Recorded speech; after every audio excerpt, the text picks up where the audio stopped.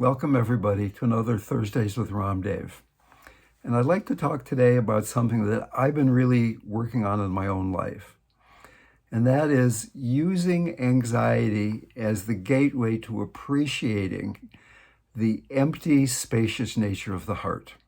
The great philosopher Yogi Berra, the catcher for the New York Yankees, had this to say about anxiety. When you come to a fork in the road, take it.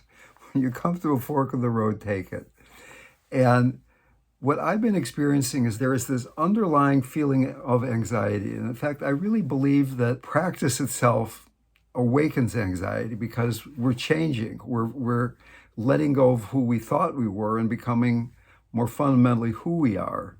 And that's an anxiety-producing situation. There's a shakiness that, who am I really? We're not who we thought we were.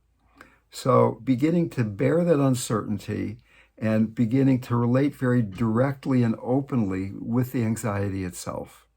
So that there's this fundamental delusion that we're all living with, this fundamental delusion that we're solid, that I am this ego structure, I am this body, I'm this package that's living and it's going to die. And yes, we are that.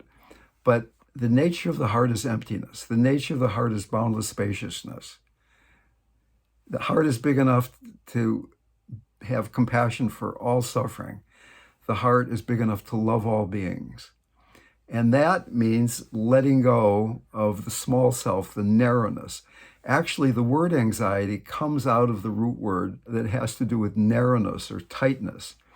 And by befriending anxiety, by being able to feel that tightness, what does it feel like in my body? Not trying to understand it, not what am I anxious about, but being with it, I've been beginning to feel this deeper sense of ease. And it's actually the case, I think, for most of us that we don't notice anxiety. It's like the bass line in a quartet. You're listening to music, a jazz quartet, a string quartet.